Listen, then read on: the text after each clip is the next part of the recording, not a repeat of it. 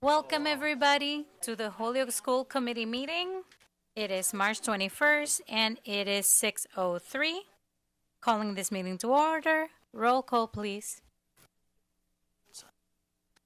Mayor Garcia, Here. Dr. Rivera Colon, Here. Mr. Sheehan, Ms. LaFave, Present. Mr. Ron Martinez, Here. Ms. Kenzie Williams, Aquí. Mr. Izaza, Speaking Spanish. Mr. Willihan, Here. Mr. Commodore, Here. and Ms. Wilson. Present. All rise for the Pledge of Allegiance. I pledge allegiance to the flag of the United States of America and to the republic for which it stands, one nation, under God, indivisible, liberty and justice for all.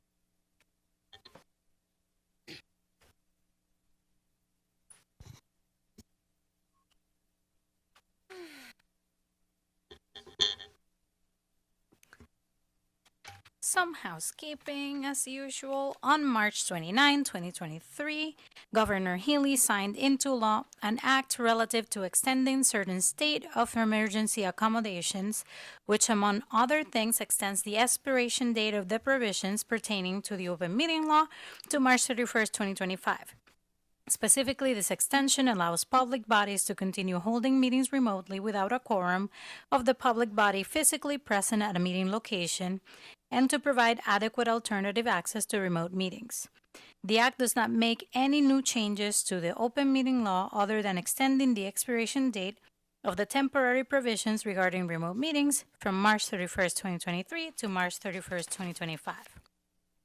Pursuant to Mass General Law, Chapter 30A, Section 20, I'm hereby informing all attendees that a video and audio recording is being made of the meeting and the meeting is being live streamed and run live on the city's community TV channel.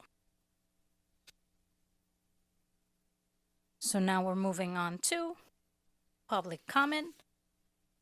And before we start, I would like to remind everybody that for the public comment section, you may speak for 2 minutes. And I have my trusty old sand timer over here. And you will hear the bell when your time is up. There would be no discussion or conversation. We would listen, say thank you, and if it's an item pertaining to the agenda, you will hear about it later in the meeting. All right, so Point of order. Do go right again, Miss. they need to Wilson. say their name and address? Thank you. Yep. So first in my list, I have Gary Enright. And if I said that incorrectly, I apologize. Am I here? Yes. Okay. Name and address. Gary Enright, 26 Amher Street, of course, in Holyoke. I'm here to support the return to full benefits of the union membership, including collective bargaining. I believe that we had devastating effects of the state takeover. Prior to the takeover, I know Holyoke Public Schools needed some help. However, the state provided, I believe, very little help and lots of uncertainty and chaos. That led to many teachers leaving the district or retiring early. And it also created quite a vacuum because younger teachers were suddenly thrust into leadership roles and mentoring roles because many people had left. Due to the chaos, we weren't able to retain or develop new hires. We were forced to hire uncertified teachers as well. Who stayed? The less experienced educators who lost their own mentors were thrust into these mentorship roles, whether they were ready to do that or not.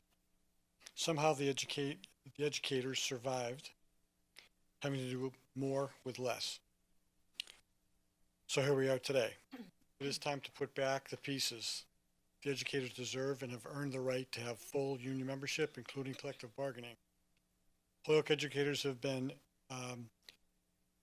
traditionally been known for being tough, fair, and compassionate, who remain in Holyoke sometimes for their entire careers. They weren't afraid to work in inner city school. In fact, most of them loved it. did an outstanding job of educating all and extending themselves to fulfill the needs of students who are challenged by poverty, special needs, or devastating events such as COVID. Please consider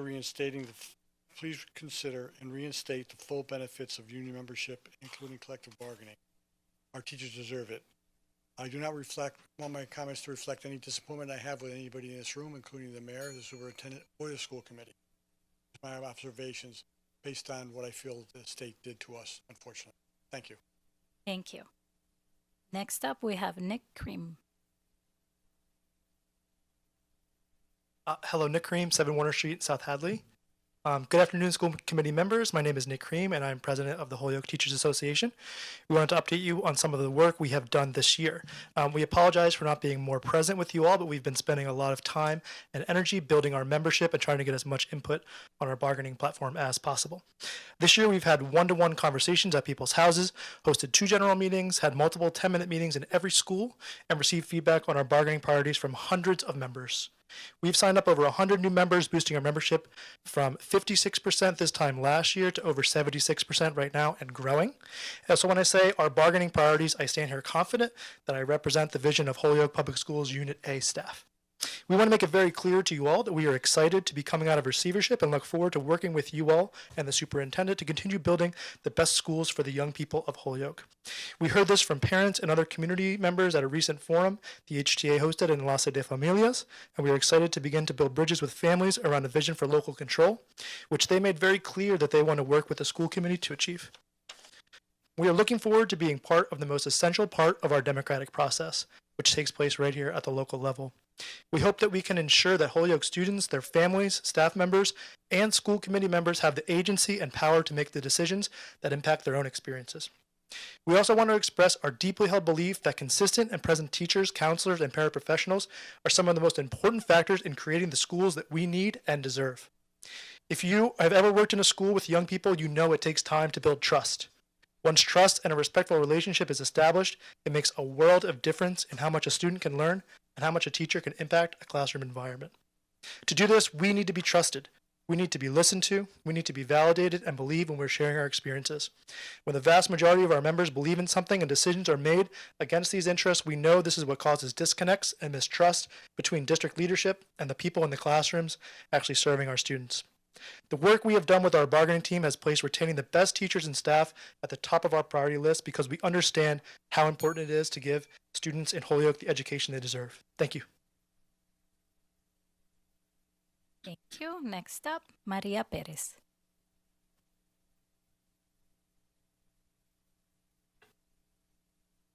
Good afternoon, everyone. Thank you for your time today. I would like to take a moment to introduce myself. I am a proud product of Holyoke Public Schools, having attended Lawrence School for Elementary, Peckford Middle, and Holyoke High. Years later, I became the first Sorry, generation. Maria, can you say your address? Oh, my 195 Farnham Drive in Holyoke. Years later, I became a first-generation college student, earning my associate's degree from Holyoke Community College, my bachelor's degree from Westfield State, and finally my master's degree from Mount Holyoke. My connection to Holyoke Public Schools extends beyond my own education. My son graduated from Holyoke High about 10 years ago. Around the time discussions of a state takeover of HPS began. He attended HCC, where he earned an associate's degree in criminal justice. Although he ultimately pursued a different career path, he is now an engineer working in Chicopee.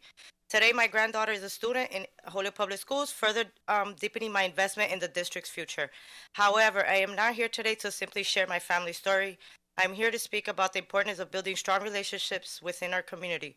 Over the years, I have witnessed dedicated educators leaving Holyoke for neighboring districts that offer better pay, shorter workdays, and most importantly, greater teacher autonomy. Teachers' voices matter, yet in Holyoke, many feel they are simply being told what to do with little room for professional judgment or flexibility.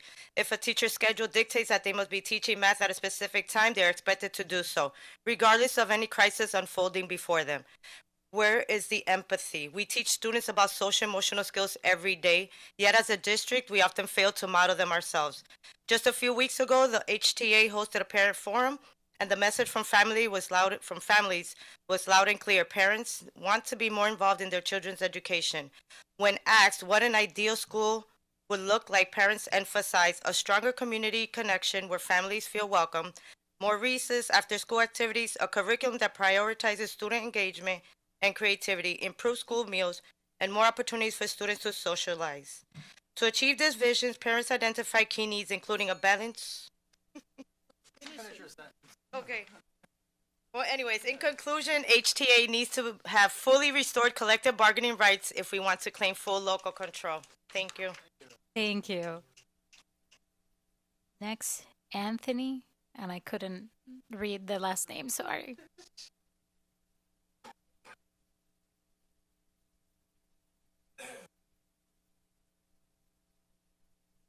Name and address, please. Hello, my name is Anthony Zerpoli. I live at 122 Chestnut Street in Springfield. I'm a history teacher at HHS North and a member of HTA. So, I, over the last 2 to 3 weeks, have been working on aggregating all of the data that DESE often bases its decisions on, such as MCAS, retention rates, dropout rates, graduation rates, along with the retention rates, pay rates, etc., of teachers here in the district. So I brought a sample of the data I've been working on. Unfortunately, it's not super well labeled. I have a stack over there that people can take a look at. So on the final page, just because I didn't realize I only had 2 minutes, I have the aggregated difference between Holyoke and MCAS scores overall, including the 3 to 8 and the 10th grade, along with the MCAS scores of the state. So by focusing on the difference, I was able to eliminate changes such as the change to MCAS in 2016 to 2020, along with other variations such as COVID. So while I was going through this data, and again, there's packets over there that everyone can take a look at, there has been a marked drop in MCAS scores. That is the difference between Holyoke and the state.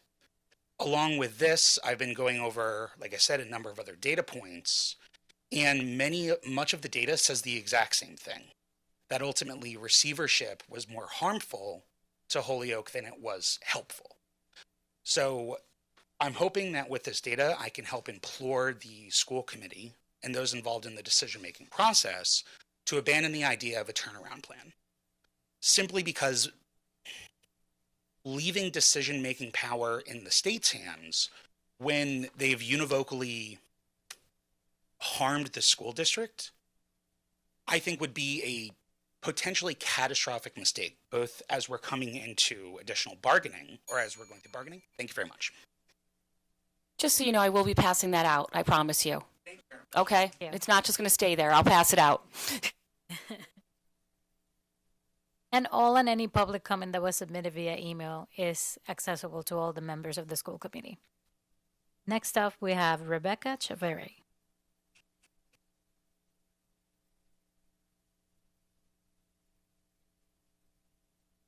Hello, members of the Holyoke School Committee. My name is Rebecca Chaveri, and I live at 48 Boynton Avenue in South Hadley.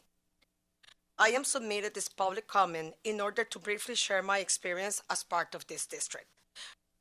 I am a science teacher at Sullivan School.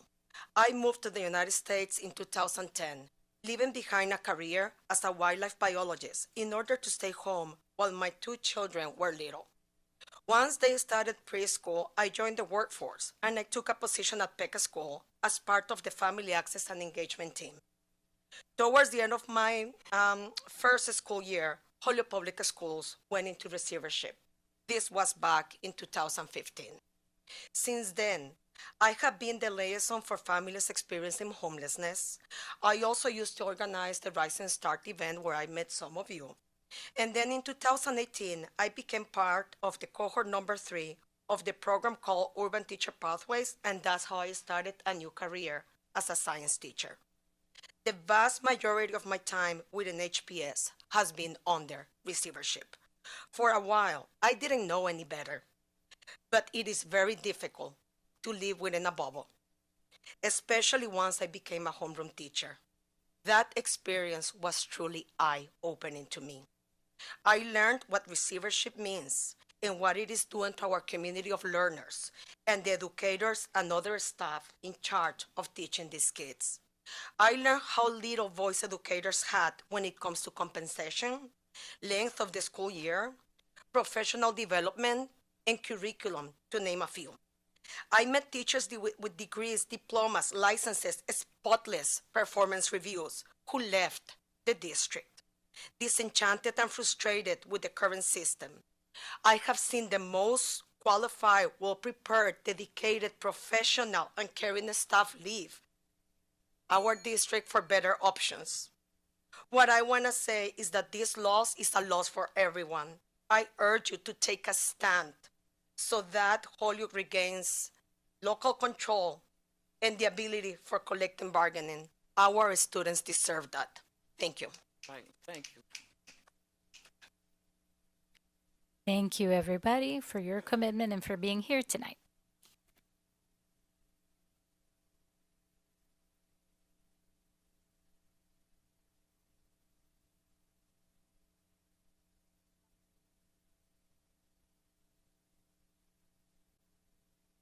If you have anything beyond the 2 minutes that you wanted to share with us, you can always submit it to Irene Feliciano, and that communication will be put into a matter of the record as well. Thank you. So next up, we have student reports. None today. Right. Superintendent's report. Yeah, so I'm actually going to ask Sean to come in. I think he's in the hallway. I'm going to shoot him a quick text.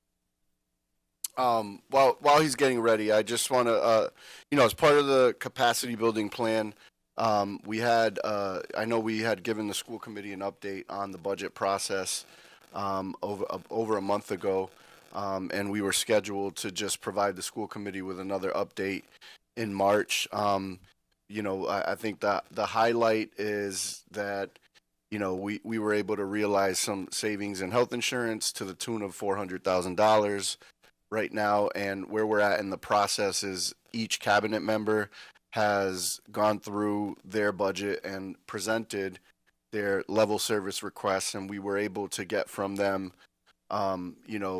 we had asked cabinet members to submit 10% cuts, and we're compiling all of those requests and the impact of those cuts. We haven't implemented any of them yet.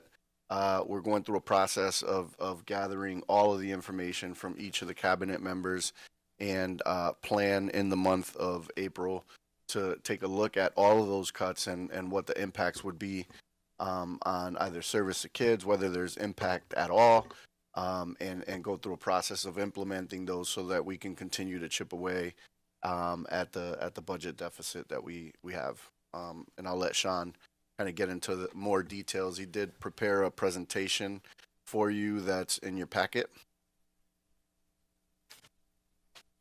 Hello, everybody. Good night or good evening.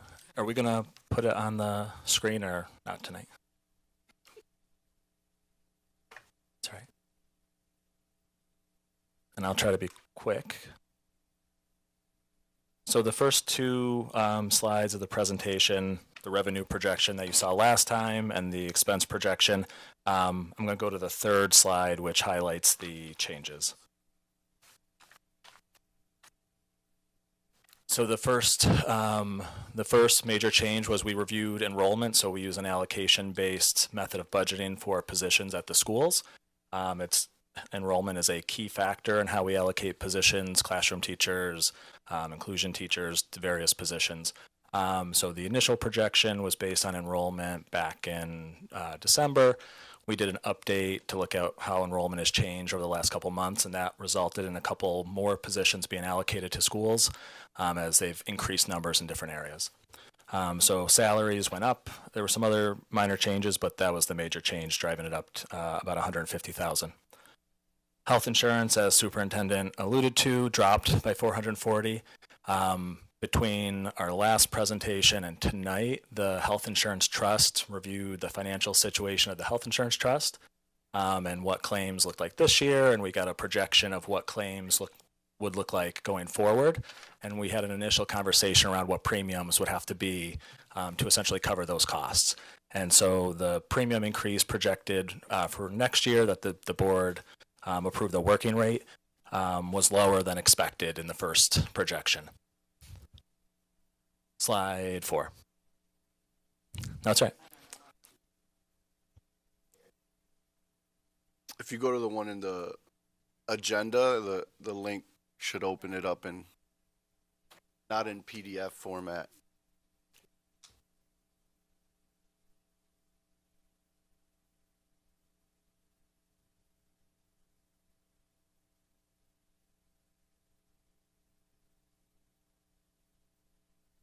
Irene, I could drop the Google Docs version in the.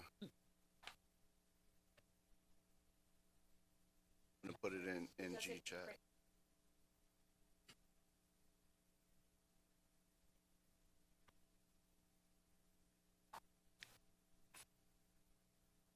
So I linked in the slide version of it, so you can open it up. It should be in presentation mode.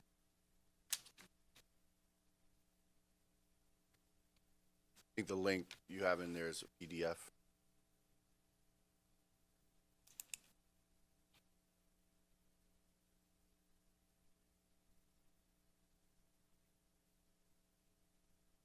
Google Chat.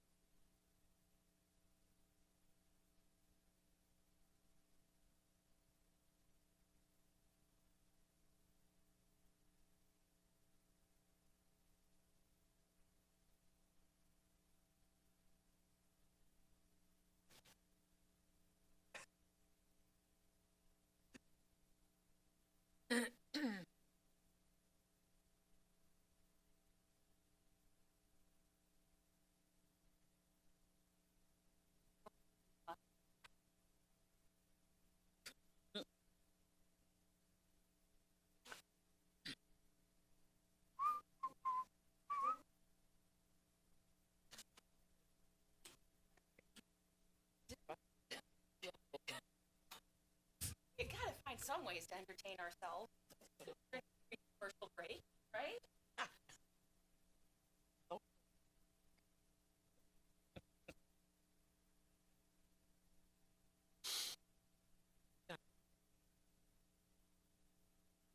And then FY26 level service expenses. Here we go. One more. Yep, one more. Yep, that one right there. Thank you. So yeah, health insurance. What we had in the budget this year, we looked at our current enrollment in different plan types, projected it out with the new anticipated premium rates, and we believe that the budget this year is sufficient and won't need an increase. So that reduced what we were projecting for health insurance for next year. Utilities, we also reduced a little bit. We were projecting about a $250,000 increase in utilities. It was an anticipation of the new middle school opening and just new utilities coming on board with that. We did an analysis of our utility costs this year and how we're trending versus budget, and we're trending very well. I think it's a side effect of all the windows and door projects that we've done, the HVAC projects that we've done, and we've done a lot of lighting. But we were looking really good with this year's budget, so we've adjusted down that estimate that we're including in the budget for next year. And we'll continue to look at that closely as we finish this kind of winter, spring heating season and electricity. So those are the three main factors that mostly went in the positive direction, and they reduced our anticipated budget gap by about $400,000. Any questions on the update? Those are sort of the numbers. I'll do really quickly some other things of where we're at in the budget process, but any questions on what changed? Ms. Wilson. Can you just recoup for everyone what the projected budget gap is for this upcoming year? Because it is saying it's decreased, but what is that budget gap? So I'll just go through kind of the timeline of how things have evolved. So our initial budget gap was at 3.9 million. That was from December. Then in January, when we got the governor's budget, Chapter 70 came in better than anticipated based on some of the assumptions they used around inflation, and our enrollment did not drop by as much as we were projecting. So that closed the gap significantly down to about 1.9 million. And then with these most recent adjustments to what we're projecting, it gets our gap down to 1.5 million. Yep. Any other questions on that before I finish up? Ms. Laura Martinez.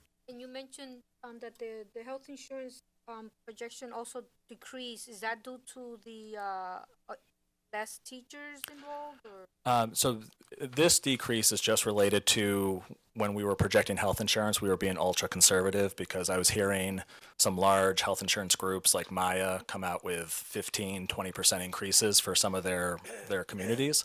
So we were being super conservative. Now that we've seen our own data, so we're self-insured now, so we aren't affected by what goes on out in the health and like in other communities. We're really local now. So we looked at our own data, and our consultant who works with the Health Insurance Trust gave us our numbers and what we need for next year in order to stay balanced. And so we adjusted that projection down based on our own data. And that happened in about 2 meetings ago. So between when I last came and shared this projection and now we got that data.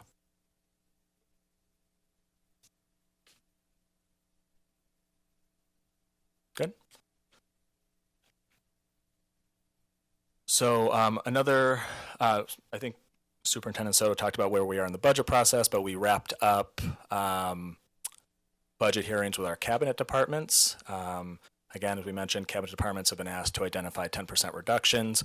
We're going through those reductions right now, and principals just received their budget packages and are starting to put together their budget documents, and their hearings will start taking place in a week or so. The next slide on the capacity building plan. So kind of just popped in here everything that is in that capacity building plan related to the budget.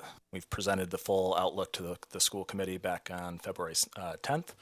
Tonight's the update, and then there's a few more items that are part of that plan that we will be hitting coming up.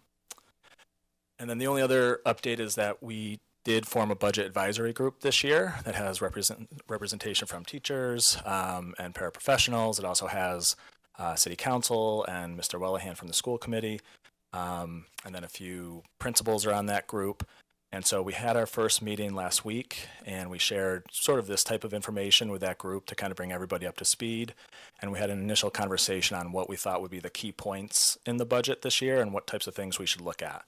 There were a few different things. I'd say the biggest one, as you might expect, is transportation, as that's going up significantly. So that group is going to meet again next month, and we're going to dig into transportation a little bit more, and we'll definitely bring back that group's discussion to this group. And then we have Finance Committee on Thursday, where we'll dive into the budget a little deeper, but we're in the middle of it. Happy to answer any questions on the budget.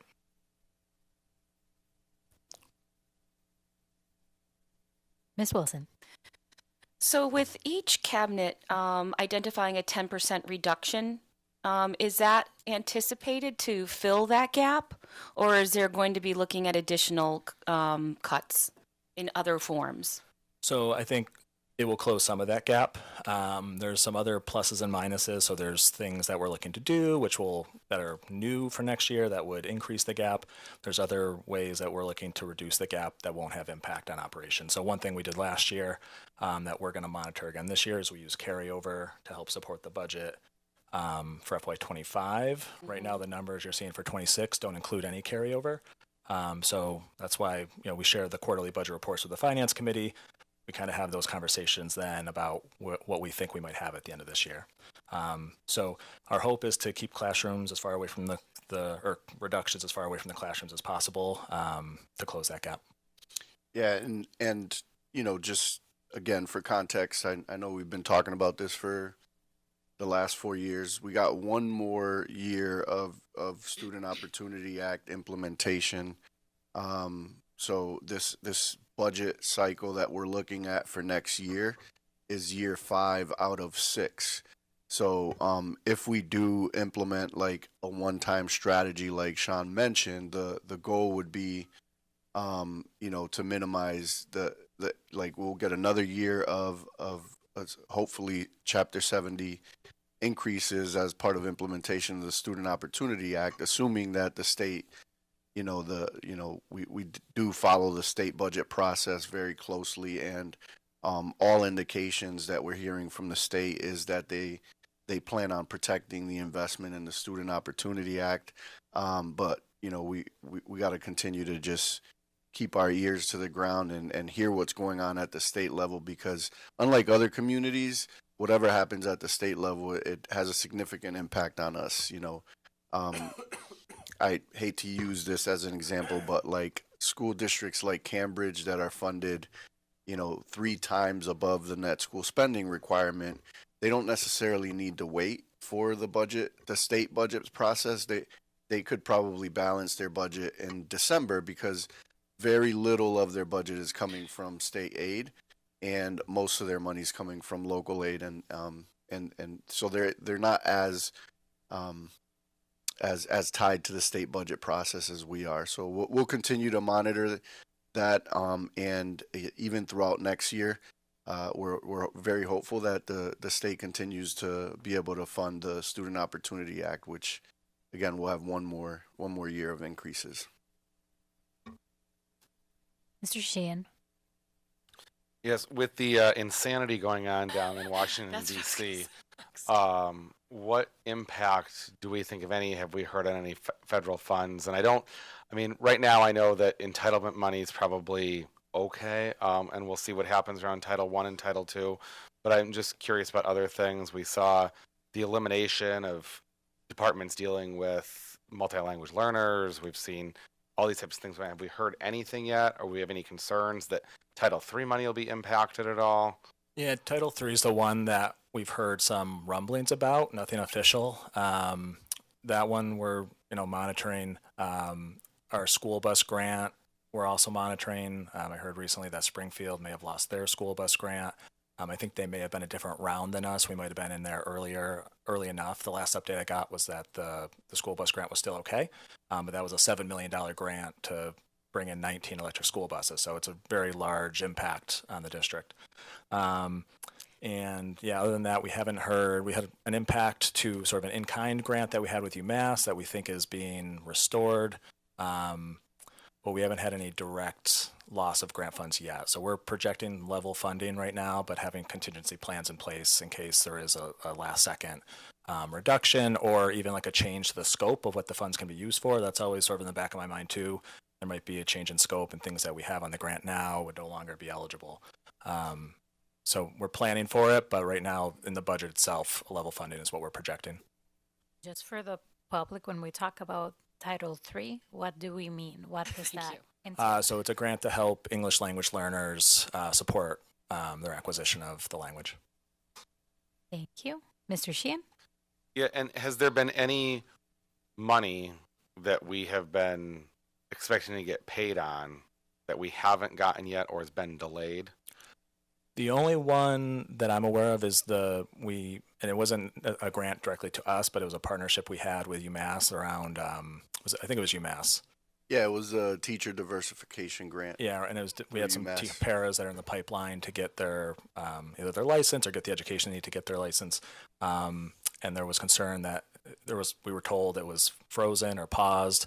And the last update I got was that I believe they retooled some things to get it back going again. But we can give you a formal update from Beth Gage on that. Mr. Willihan?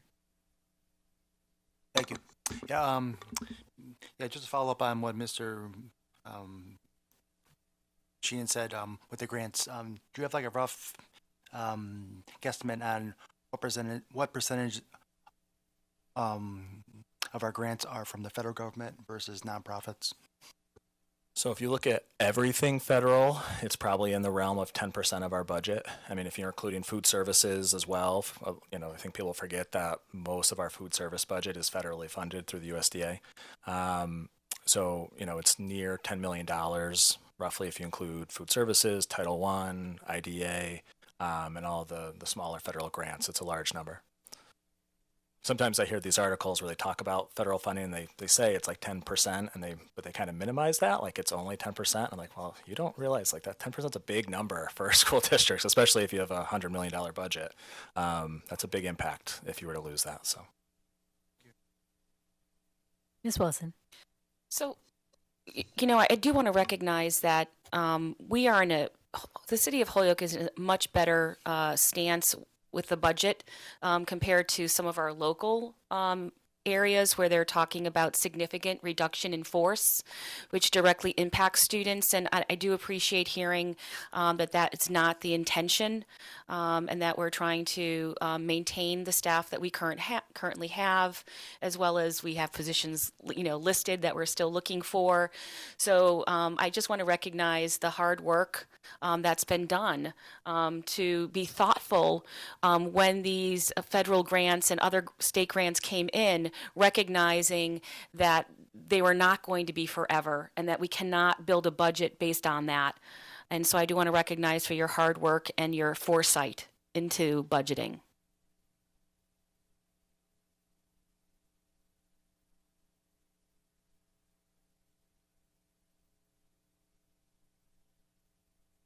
thank you. Thank you so much. Thank you, Sean. And then the other piece of the superintendent's report is just our quarterly 2 update. We go through a process every quarter where we look at student data, whether it's DNA data or STAR data. We actually engaged this past quarter in like an attendance root cause analysis and met with different stakeholder groups to try to get a better understanding of some of the root causes of attendance. We look at our walkthrough tool, which some of you have actually seen from the last request that was made at the end of last year to get a better understanding of what that walkthrough tool looks like. And our district team actually goes to every single school, sits down with each principal, some of the expert teachers, some of the assistant principals, basically the school leadership team, school instructional leadership team, and they prepare ahead of time, and they give us an update on their progress towards their school improvement plan, and we're also able to help them with a problem of practice that's grounded in data. So each school has identified their own problem of practice, like this is what we want to get better at, whether it be the priority standards lessons that they want to support teachers in, or if it's use of exemplars, or if it's support with student support or school culture. Each school is able to work with their own team and develop what their problem of practice is for the upcoming quarter, and our team kind of wraps around and supports and helps come up with ideas on how we're going to support them. And then that gets monitored, and that becomes the focus of the EDSL's visits with their principals every year. So we went through that process, and included in the update is the stoplight reporting that you guys are all used to seeing. We had 15 benchmarks that were established at the end of last school year. We're at a time of the school year right now where we're not only looking at this year's benchmarks and providing updates to all of you, but we're also starting to think about what are the benchmarks going to be for next year. You could see in there that about nine out of the 15 are on track. Nine out of the 15 benchmarks are on track, and 6 of them are slightly behind. We have identified in the report that you have in your packet some strengths from this quarterly review. Most notably, the middle school project PEC is going really well.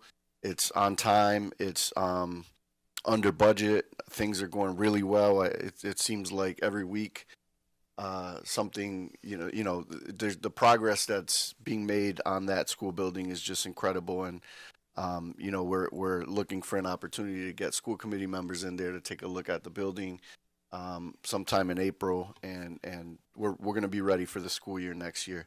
We did have the middle school working group work over a series of meetings and provided some recommendations on strengthening the middle school experience. And we also, one of the things that we did this year, it came pretty loud and clear out of the whole teacher retention work group. One of the things that we needed to strengthen was professional development, and this pilot schedule that we had with the shorter days on Wednesdays, instead of piecing together the 40 minutes here, 40 minutes there, 40 minutes throughout the course of 4 days, this pilot schedule, we've gotten some really positive feedback on the professional development sessions that we have, and that data is also included in your packet. And then there are things that are slightly behind, the projects that are slightly behind.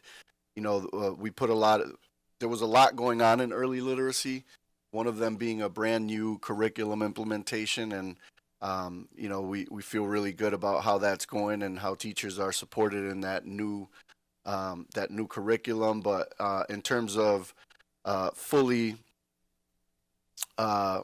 implementing the early lit practices, some of our walkthrough data isn't quite where we'd like to see it. But our student data around early literacy is great. Like, we've seen a lot of growth with our youngest students in terms of their progress from the beginning of the year to the middle of the year. The work around high quality lessons is slightly behind. Using student data to guide and implement MTSS strategies is slightly behind, although we've seen a lot of positive efforts in our around the culture of our schools. You guys heard from our students last school committee meeting that participated in the high school summit, and all the things that they had to say about how the school culture is definitely different since that. So part of it was that summit, and then some of the strategies that the MTSS teams have been working on at the beginning of the school year and throughout the school year, and the resets that had happened on January 3rd. And then last school committee meeting as well, you all received the SPED reorg and reorg at the request of Mrs. Wilson. You were able to see in more detail the SPED reorg. That one's slightly behind. It's big. It's a big. I think this is more of a multi-year type of reorg of our special ed department. But definitely this is year one of that. A lot of effort made around chronic absenteeism. We haven't seen a drastic reduction in chronic absenteeism, but our attendance teams and our school teams have been working really hard at, trying to celebrate student attendance, trying to come up with strategies to engage students. One of them being, like we just talked about, the high school summit that they just did, and working directly with students to try to figure out what's keeping them home and what actually excites them about coming to school. And then there's one slightly behind around retention for non-teachers. We put a lot of work based on the teacher retention work group, and one of the goals we set out to this year was to do a similar analysis for non-teachers. And we've been working on plans to come up, but there hasn't been a ton of movement on that front. I think Hold on. Go ahead. We got questions. Go ahead. Ms. Wilson. So I'm just going to ask that in the future, if we could refer to it being special education and not SPED. There's so many negative connotations. We try, we don't want our students saying I'm a SPED kid. So if we could just not use that terminology going forward. Thank you. Ms. Laura Martinez. I'm curious about the absenteeism. I understand that you're sharing that there is a lot of analysis being done with the teachers. What is actually doing directly with the family to understand what is happening? in regards to why is it, social economic issues? I want to know more about that area than what we can analyze inside. Because if they're coming and they're getting, how do you say, applauded for showing up, at least they're showing up. I want to know where's the ones that are not showing up, what is happening that they're home, for what reason. Yeah. I think, part of the root cause analysis, one of the things that we're coming to the realization that our focus really has to be on middle and high school. When you look at our chronic absenteeism in elementary schools, it's where we would like the district chronic it's well below where we're at in middle and high school. So I think that as a district, and what we can see next year is a shift in focus, as opposed to talking about attendance and chronic absenteeism for the entire district. We got to really really look at what's going on at the middle school level and at the high school level that keeps kids staying home. Some of the and it's in your in the report as well. There's after having all of these meetings, we've met with the teacher advisory group. We've had a meeting with principals. We had a meeting with our parent advisory group. I've had a meeting with students themselves. Attendance was also a big conversation at the high school summit that was featured last year. And a lot of the feedback that we're getting is at the root cause is a lack of timely two-way communication and collaboration between school staff related to attendance. So a lack of collaboration, trust, and engagement between teachers, school staff, and families about student attendance and progress. Lack of middle and high school student belonging and engagement in school, and a lack of accurate and timely attendance data in the middle and high school. So those are the four, when we had conversations, those were the four common themes that continued to come up. So one of the things that we're doing is we're going to end up, part of our action planning for next year is to take a look at each of those primary symptoms that we've identified and build plans around that. So a good example of that is, the one around the lack of middle and high school belonging and engagement in school. The high school summit was an example of how we're getting feedback from students and things that we can do based on what we're hearing from students and what we're hearing from teachers. Part of the thought, an action plan that we could develop for next year is how do we do that more, not just at the high school, but at the middle schools. You may have heard at the last meeting, I thought the principal at Sullivan did something that I really appreciated, where he had a student, basically a whole school assembly, where he shared student data with students, and just kept it real and said, this is where we're at. This is where the state average is at. This isn't to knock anybody, but it's we know we can do better. And I thought that was a real way to get students involved and to let them see. And then at STEM, they did the same thing during the advisory blocks. They presented each student with their own attendance data, right? And allowed them to reflect on their own attendance data and then come up with a goal for the upcoming quarter.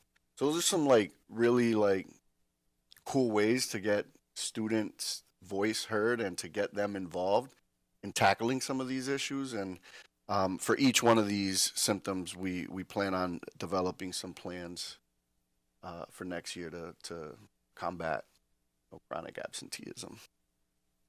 Ms. Lefebvre. I want to thank Ms. Wilson for her comment. As a parent of students who were with special education and growing up as well, hearing students that were part of that, it hurts, just hearing that, because then they start feeling that same way. personally, I don't even like the word special because there's nothing special about it when you're fighting for 90% of the time just to get 25% of what your child needs. So yeah, if we can just use the whole word versus the abbreviated term, I greatly appreciate it. Thank you. Ms. Densley Williams? Mr. Soto answered my question. Sometimes if we listen a little more, we could hear. So the question that Ms. Martinez asked, he just answered it. Thank you. Thank you. Mr. Isaza Villegas. I want to hear a little more about early literacy. I read an article in Mass Live maybe 10 days ago or so that I believe it was titled something like Massachusetts ranked #1 in education in the nation, but not for all.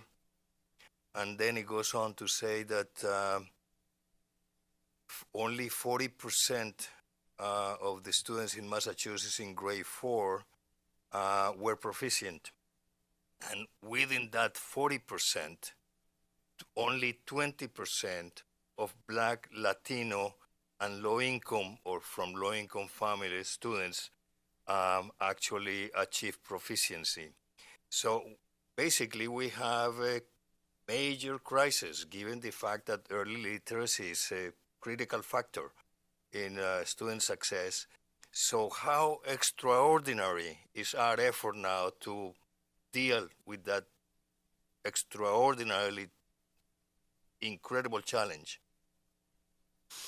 Yeah, I think, this is one of the, if when you look at student data, I think this is one of our bright spots in terms of the progress that our earliest learners are making. We made a significant investment, as all of you know, in the, developing our school leaders on instructional leadership, and the strategies that you all have heard about over the last 3 years. And another major investment that we've made is in a partnership with Hill for Literacy around developing both our leaders and our teachers and the science of reading strategies. And this has been ongoing. This is the 3rd year right now that we're involved in that partnership. And there's a lot of good things happening in the really early grades. You could see in the report that I think our goal was around early literacy, around STAR data, was to go from 24% to 50% from beginning a year to end a year, and our middle of year data shows that 46% of students are already there. So we've exceeded that target in that aspect. And I think that I've said this a bunch of times. Like, I think that is going to be, while it is a very long-term strategy. You don't get you don't see a lot of the student results. A lot of the student results are lagging, but when you see our earliest learners are actually learning to read, that's going to have a significant impact on their educational career throughout the Holyoke Public Schools. So we're happy that we're in our 3rd year of that. We just got awarded a PRISM grant, which is very exciting. It was a super competitive grant.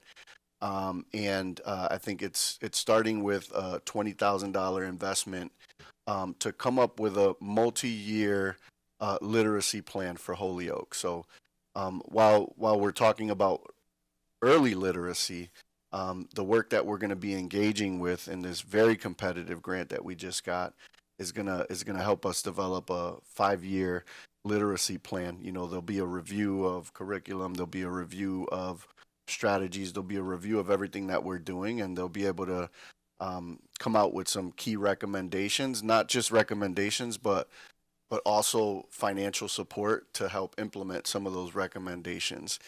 And I'd be remiss to not give a shout out to the Davis family for their investment in Holyoke too. The Davis family gave Holyoke $850,000 just this year to implement high dosage tutoring in the earlier grades at some of our elementary schools. So layering on what we've already done over the last 3 years with that high dosage tutoring, and then this PRISM grant that's coming down the pipeline and the planning that's happening with that, we're really excited. Ms. Wilson.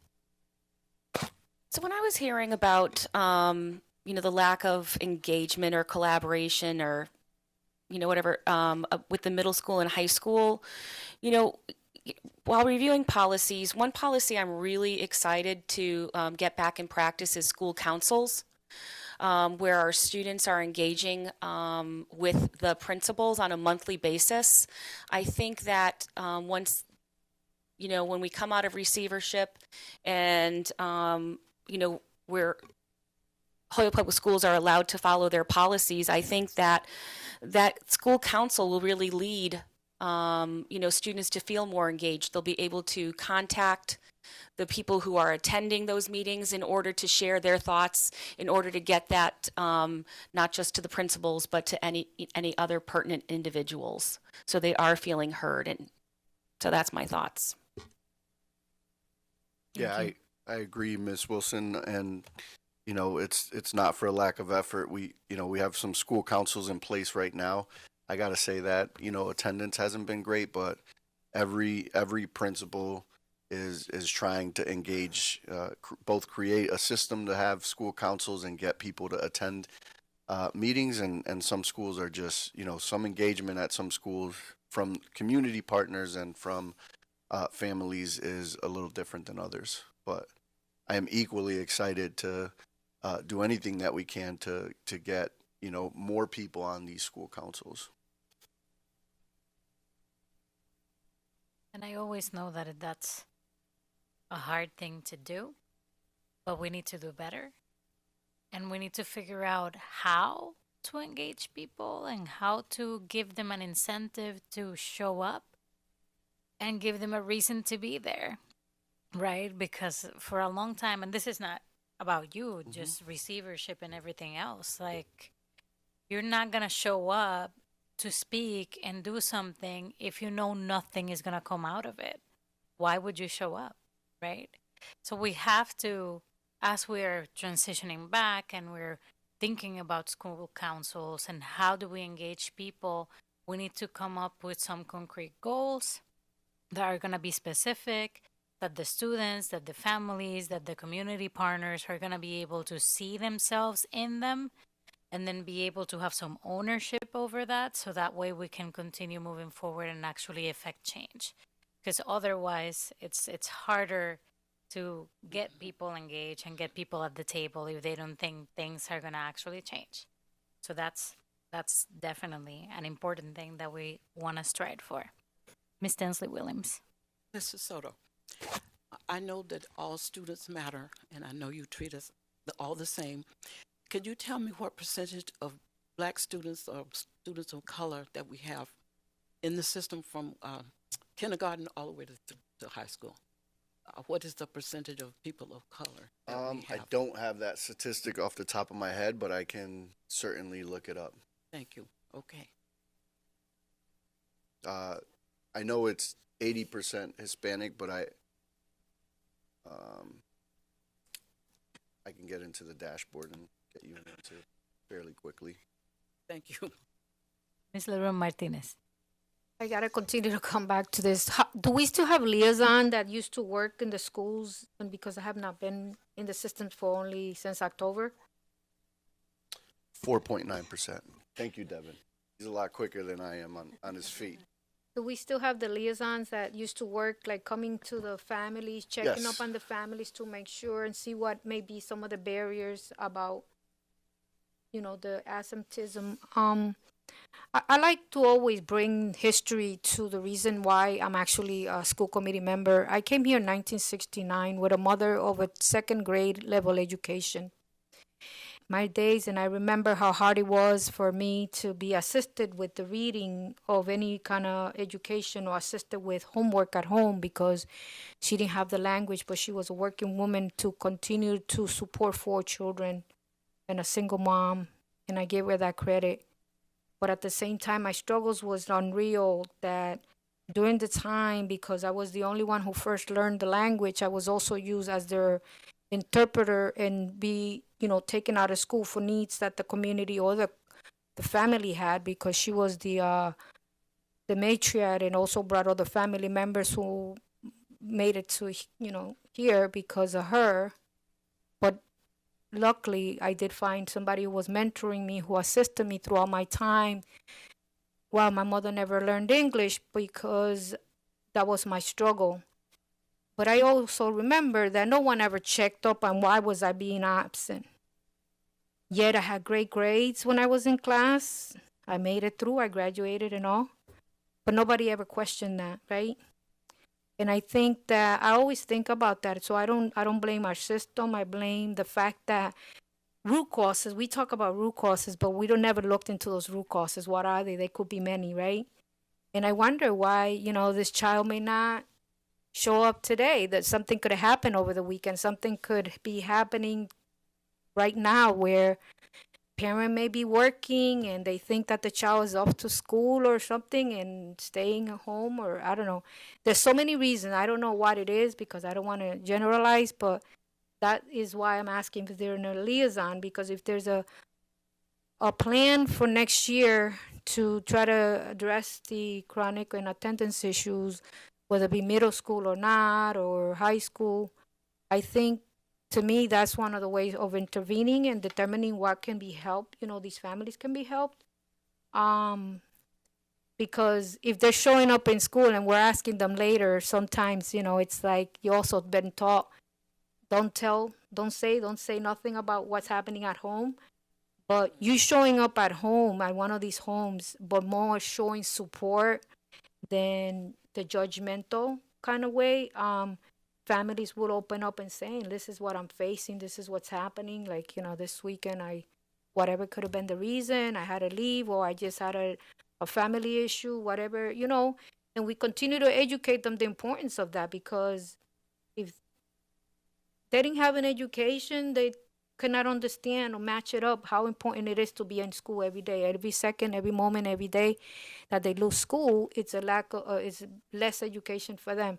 So I think for me, when we talk root causes, I want to get deeper to the root causes than the root causes that are coming at the school setting, because those analyses are more visual and are able to be seen. But what we don't see, we do not know. And I think it's not more to go into people's business. I don't want to look at it that way. I want to see what we can support these children. What ways can we support these families to get them back into the schools? And that's all I'm talking about. Thank you. Yeah, so to answer your question, we have a family engagement coordinator at every single school. Every single school has attendance teams that meet regularly, and we have a district attendance task force that meets once a month over at Enlace. We've restructured that meeting, which I really appreciate the shifts that we've made and the improvements that we've made over the course of the last couple of years. So every school is able to do a presentation to the other schools on their own attendance data. And we kind of treat it like the quarterly SIP reviews that we do with principals, and where they look at their own data, they work on a problem of practice, and then they whip around and ask if anybody has ideas. So we've structured it in that way where every school has an opportunity to go in front of the attendance task force, share their data, share what they've been working on, share some of the things that they've implemented that is either helping move the needle for attendance, or that they've tried and are just not getting the traction that they'd like to see. And then they're able to turn to their colleagues and say, here's what we're thinking. We haven't done this, and we're thinking of doing X, Y, Z. And go around the room and hear from other schools. And what we've seen is a lot of, best practice sharing, right? Like, we did this at STEM on Fridays. We're doing something fun in the lunchroom. And we've seen, because Friday is a day where we probably have the worst attendance, we've seen an increase in attendance because we've implemented this particular strategy. And another school's listening, and they're like, oh, we haven't tried that. So those are just some of the pieces that are in place right now. And it's not just the family engagement coordinators. Our teachers are working really hard, are communicating with families, are checking in with kids. One of the things that I'd like to see for next year that we're talking about is a one person model where every single kid has one person that they can check in with at the school level, particularly in the middle and high schools. And when Anthony is absent, their one person knows about it and can check in with them and say, "Hey, I noticed you weren't here yesterday. Is everything okay?" This one is a hard one for me because attendance is really important, and we know this. And we try to tell everybody that this is important. But when a kid is not in school, you would get, when Anthony's not in school, Anthony's mom is going to get a text message, a robocall, an email, a paper in their backpack. What else? I know there were 7 things. I just can't remember off the top of my head right now. Telling you why this is important. And please, after the communication tells you why this is important, why you're not doing what you're supposed to do, and it feels very judgmental all the way till the end, then if you need anything, let us know and we can help you. And that doesn't feel like, oh, yes, I'm going to go now after I've been scolded to go and then say, oh, yeah, I need help. And that's hard, right? Like, that's not going to be an inviting, easy communication. I know that there have been times, and of course, there's different efforts that we have done in the past, some with more success than others, but I want to see that there's a good level of communication for the family nights so that I can build the relationship with the people from the building so that then when something happens, I know who I'm going to talk to. I want to see that paper in the backpack. I want to see that message. Hey, come tonight. Oh, don't worry, you didn't register, show up anyway.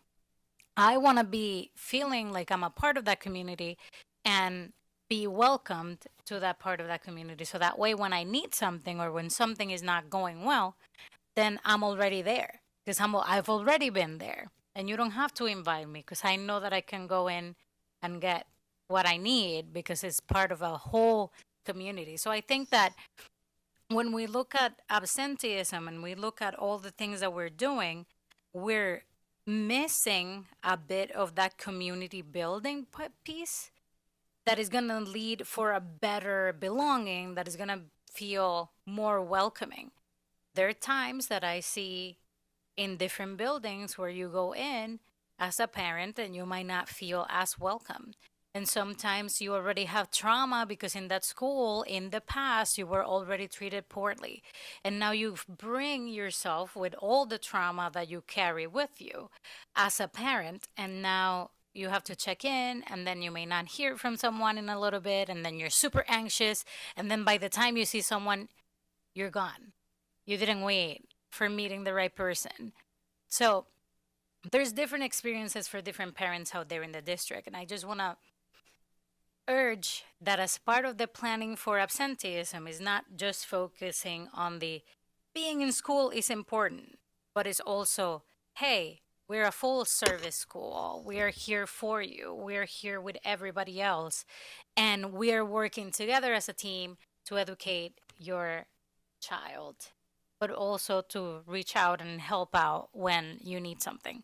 And I think that has to be part of our absenteeism plan so that we can be there.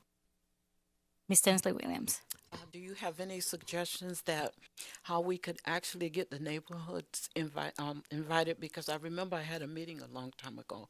I invited over 600 people and one parent came. But if you got some ideas, please let us know because I'll be the first to try it. And again, we've had some places in the past that have really robust, awesome family nights that I have attended, right? That at some point, at Morgan School, at Sullivan School, I have attended ones that there were hundreds of people and we were able to eat together and all this stuff. But then lots of things changed.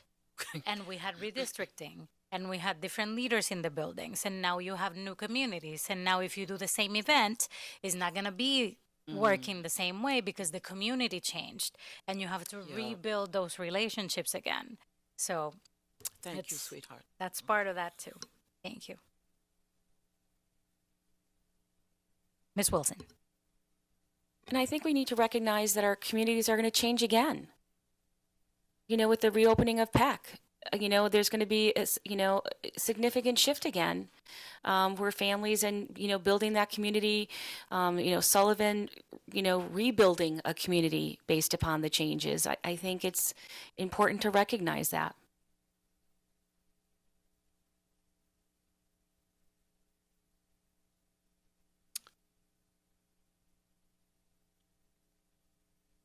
Thank you so much. Is that the end of your report?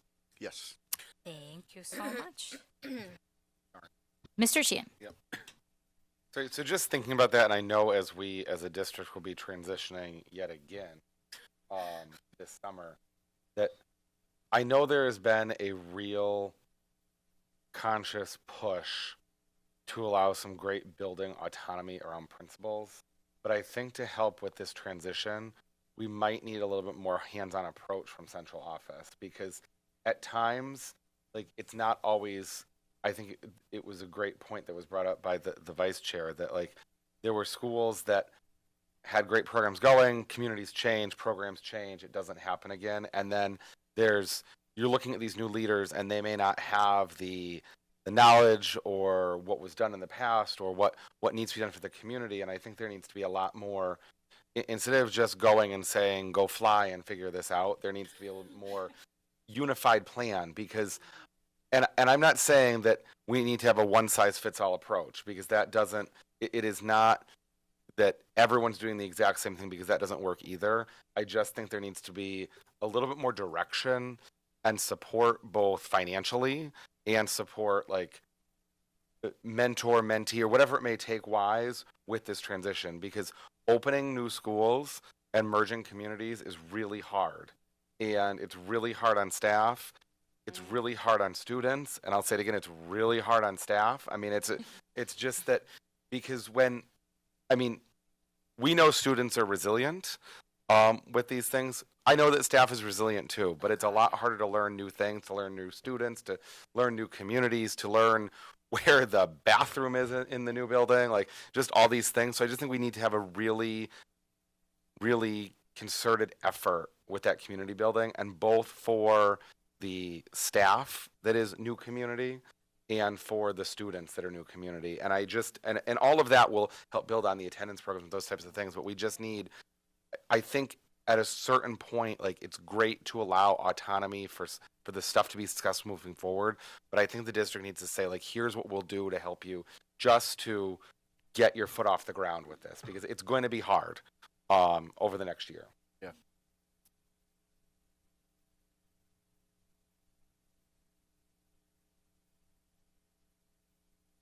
Thank you so much. Moving on to new business, school committee budget transfer, and I'll ask Mr. Wellihan about this one. Thank you. Yeah, this has been hanging out there. The Finance Committee voted on this back in January. It came here first, went back to the Finance Committee. Now it's going back here for a final approval. So we're just looking to transfer $109,000 from the teacher salaries to for contracted services for 3 registered behavior technicians. I think they're for 3 schools, Mr. Soto. Is that correct? Yeah, STEM, Donahue, Morgan, and STEM. Donahue, and Morgan. Second.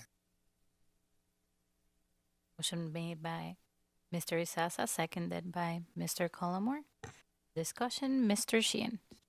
So just so I'm clear, this recommendation is a recommendation that was voted on and passed by the Finance Committee. Yeah, back in January, I believe. Okay. Thank you. Ms. Wilson.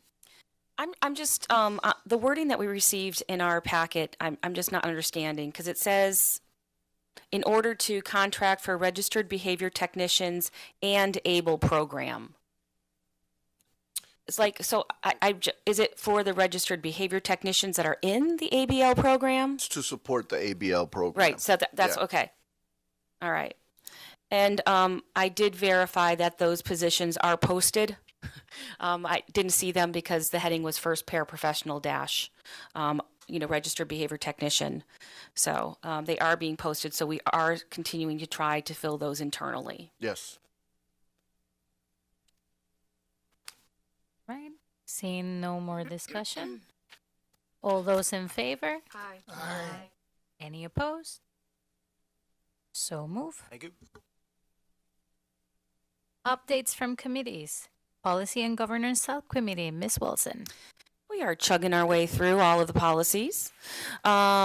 We are going to continue with section G and H this Wednesday. It was originally scheduled to run at 5:30 to start, but it's going to start at 6 p.m. And there's also the topic of, how do I want to frame this properly? Because I don't have my notes in front of me, but the,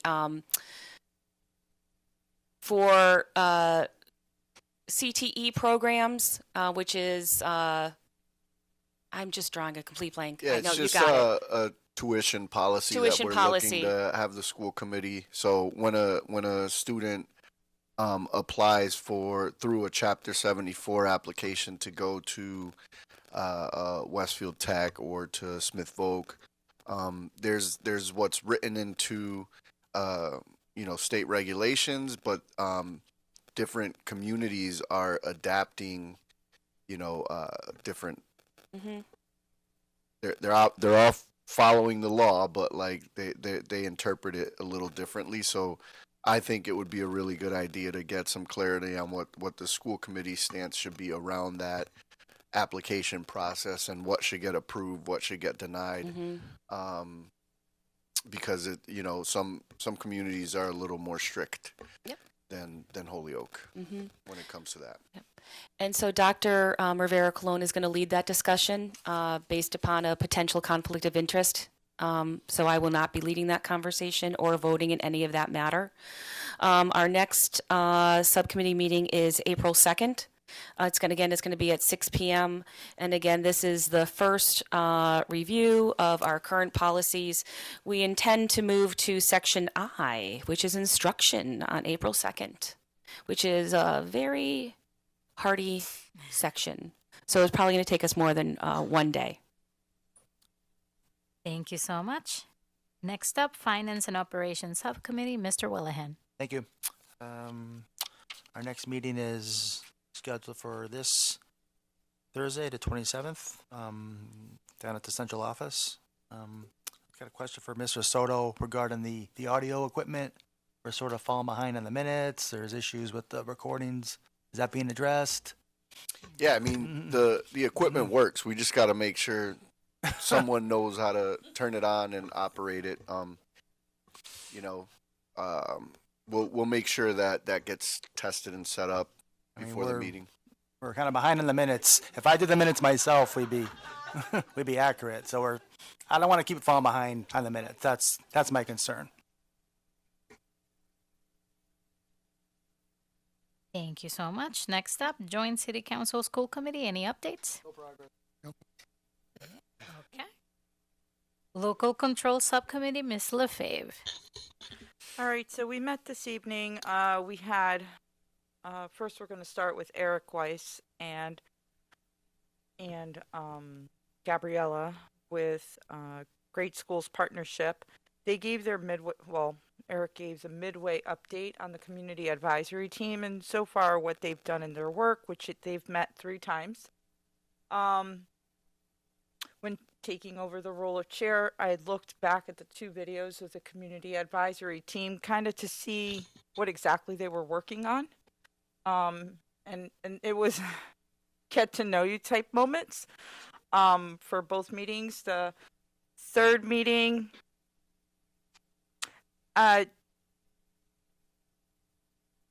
well, let's just say we're still getting to know one another, but they also talked about questions for the superintendent hiring process.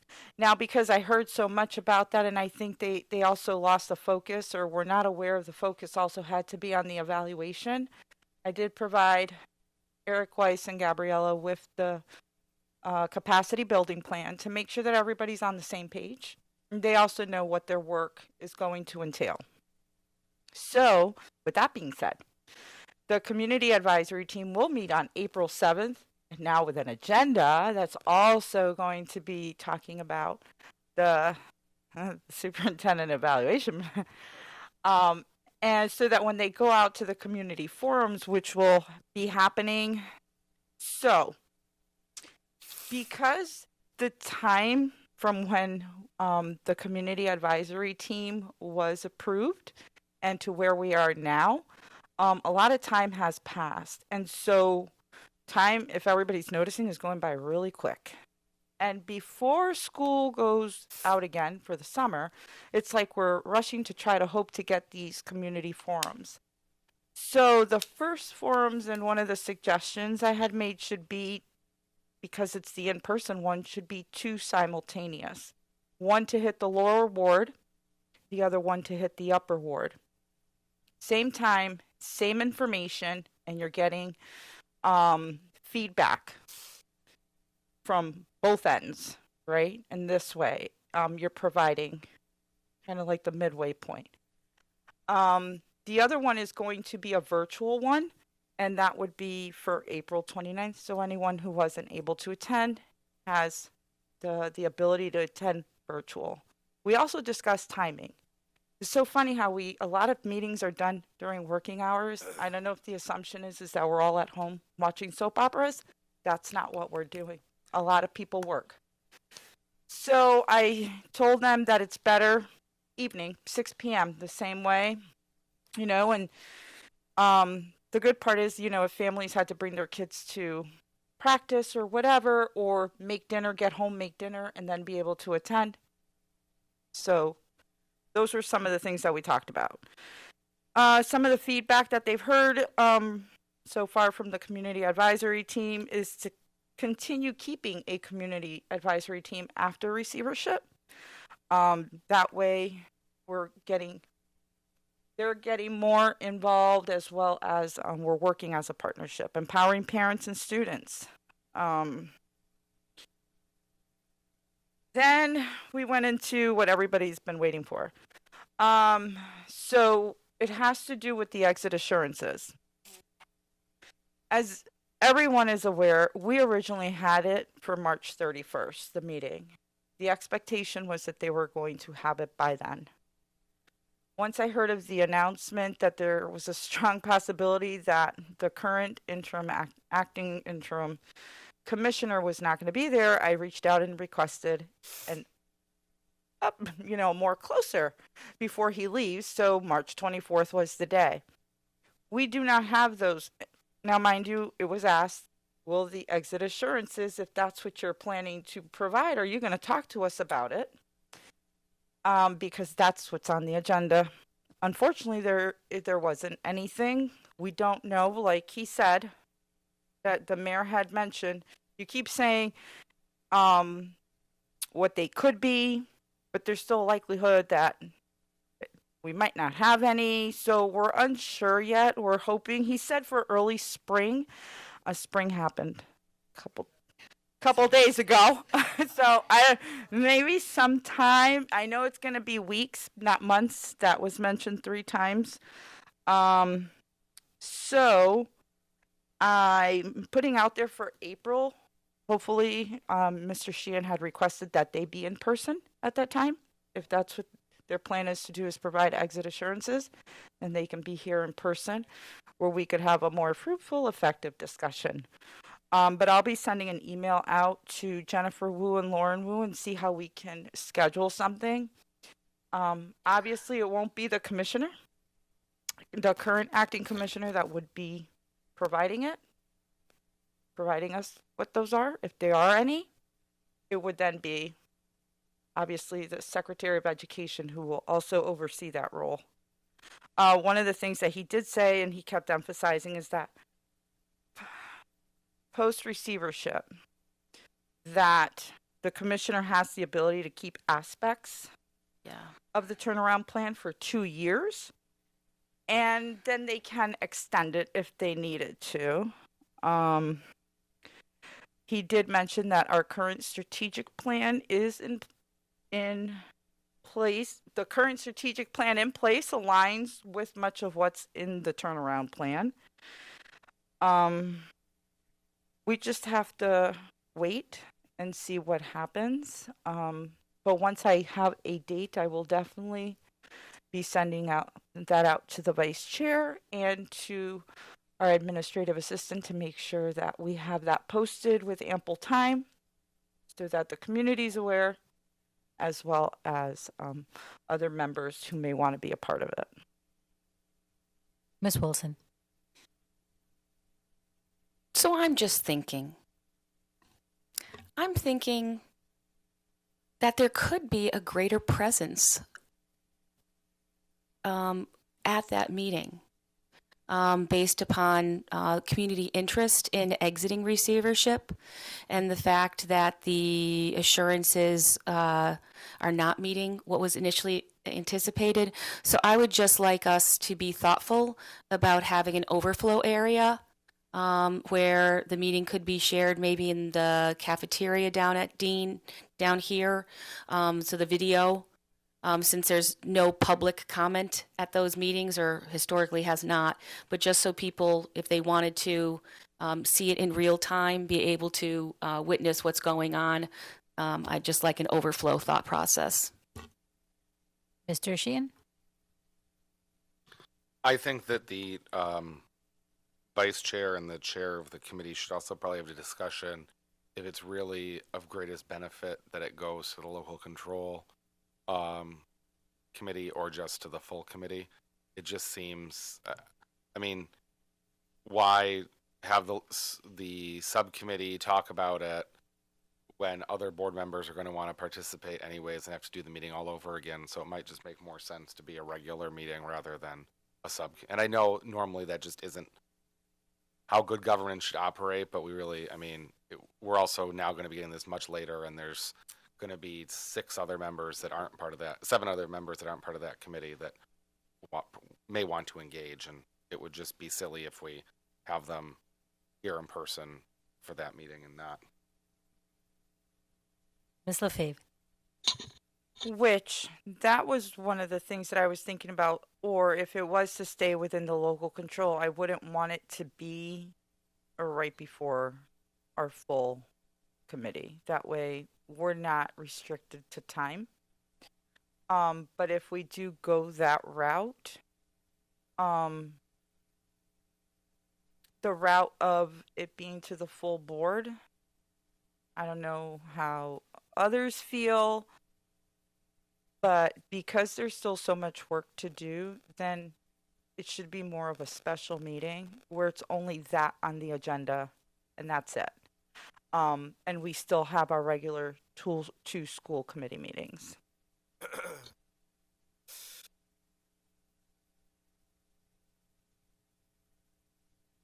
That makes a lot of sense, because that's going to be a fruitful, hearty discussion for sure. May I ask another question? Go ahead, Ms. Wilson. Just for process. If it is a special meeting for the school committee, is public comment allowed typically at special meetings? Yes. All right, so again, we would need to be thoughtful in order to ensure that community members are able to speak and, share their information. Again, if we have the overflow, we have to be thoughtful about being able to call people up in a timely manner to speak. Thank you. Thank you so much. Right. Next up, we have Leadership, Accountability, and Measurement Subcommittee. Mr. Sheehan. My report will be under old business. Ongoing business, timeline for superintendent evaluation cycle. The subcommittee made a recommendation that we approve a timeline on a normal academic year for the next evaluation cycle. I'll make that motion. Second. Discussion? Sense. All those in favor? Aye. Aye. Any opposed? Abstentions? Motion passes unanimously. Next up, we have Or it's the Legal Services for General Counsel and Collective Bargaining, RFP. Mr. Sheehan. So as you know, we have to pursue our general counsel for after July 1, and this is just a RFP that the superintendent and business manager can share and work with our procurement department just to move this forward. So this was recommended from the subcommittee. We have a motion to, I'll make the motion. seconded by Ms. Tensley Williams. Discussion, Ms. Wilson. What does RFP stand for? Request for Request for proposals. proposals.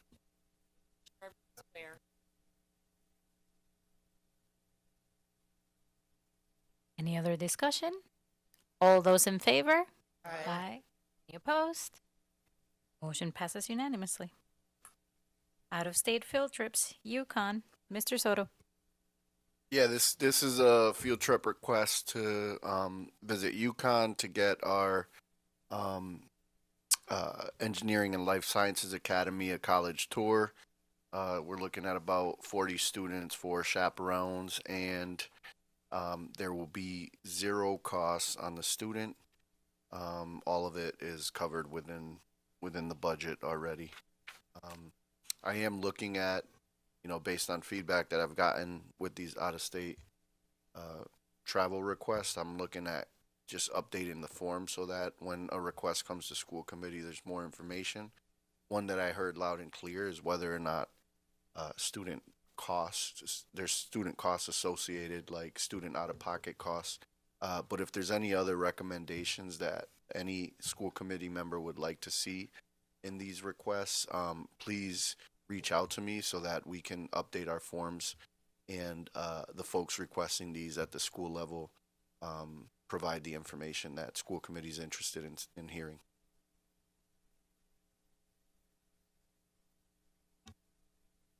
Thank you so much. And for the announcements, those were made as the... Wait, we need the motion. Oh, sorry. I'm so sorry. Yeah. Second. Go right again. All those in favor? Aye. I We said got a second. Yeah. I got the second. Any opposed? So move. Aye. Okay. I thought you said. Listen, this is a long night. Yeah, it's Go been a for long the- day. We're good. All right. So the announcements were made as the committee's updates were done. So we're done with that. Which one? We need a correction. You have March 31st local control subcommittee meeting at 5. We got to remove that. There will not be. Okay. Thank And you. then just the policies at 6 p.m. Yes. this weekend, next Wednesday.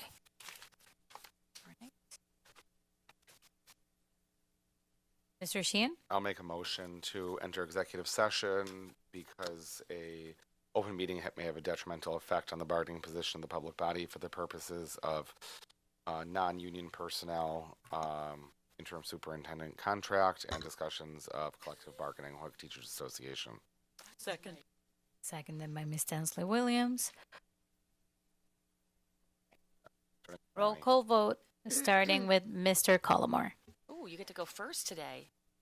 Look at you living the high life. Mr. Collmore? Thank you, Ms. everyone. Wilson? Yes. Mayor Garcia? Yes. Ms. Dr. Rivera Colon? Yes. Mr. Sheehan? Yes. Ms. LaFave? Yes. Ms. Gladys LeBron? Yes. Ms. Tensley Williams? C. Mr. Izaza? Yes. Mr. Wellahan? Yes. Okay.